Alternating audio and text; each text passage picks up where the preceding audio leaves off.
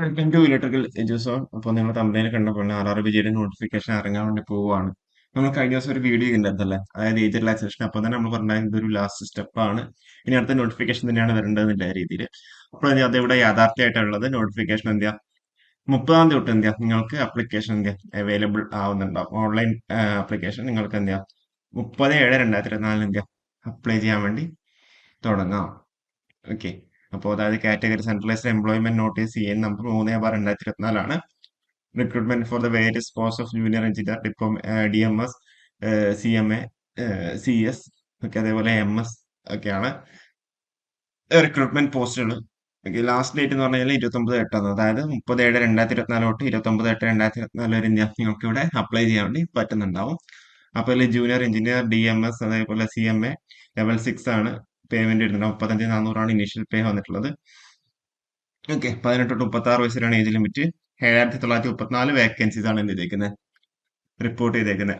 അതേപോലെ railway zone wise RRB wise എന്ത് ചെയ്യാം, നമ്മളത് ഡീറ്റെയിൽ ആയിട്ട് എന്ത് ചെയ്യാം ആ ഒരു സെൻട്രലൈസ്ഡ് എംപ്ലോയ്മെന്റ് നോട്ടീസിൽ എന്ത് ചെയ്യാം ഡീറ്റെയിൽ ആയിട്ട് ഉണ്ടാവും.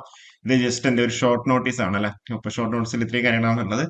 പിന്നെ നിങ്ങൾക്ക് അറിയുന്നുണ്ടാവും, കോവിഡ് കാരണമാണ് എന്ത് ചെയ്യാം 3 വർഷം ഏജ് റിലാക്സേഷൻ ഉണ്ടായിട്ടുള്ളത്.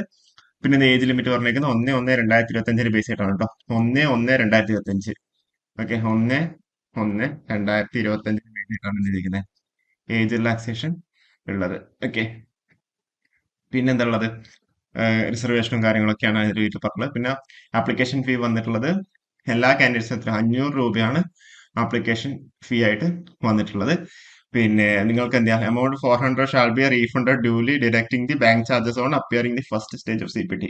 അതായത് നിങ്ങൾ 500 രൂപ എന്താ അപ്ലൈ ചെയ്യുമ്പോൾ 500 രൂപ നിങ്ങൾ ഫീസ് ആയിട്ട് അടക്കണം. അപ്പൊ നിങ്ങൾ CPT 1 അറ്റൻഡ് ചെയ്ത് കഴിഞ്ഞാൽ എന്താ നിങ്ങൾക്ക് 100 രൂപയും അതുകൂടാണ്ട് ഒരു ബാങ്ക് ചാർജസും കൂടി ഡിഡക്ട് ചെയ്തിട്ട് ഒരു എമൗണ്ട് നിങ്ങൾക്ക് റീഫണ്ട് ആയിട്ട് തിരിച്ചു തരുന്നുണ്ടാവും. ഓക്കെ. അതേപോലെ for candidates belong to SC ST female transgender minority or EBC this fee 250 shall be reduced duly deducting the charges applicable bank charges applicable on appearing the first stage of CPT. 250 രൂപ നിങ്ങൾ apply ചെയ്യുമ്പോൾ അടക്കേണ്ടത്. നിങ്ങൾക്ക് എന്താ 250 രൂപ നിങ്ങൾക്ക് തിരിച്ചു തരുന്നുണ്ടാവും നിങ്ങൾ CPT 1 attend ചെയ്ത് കഴിഞ്ഞാൽ.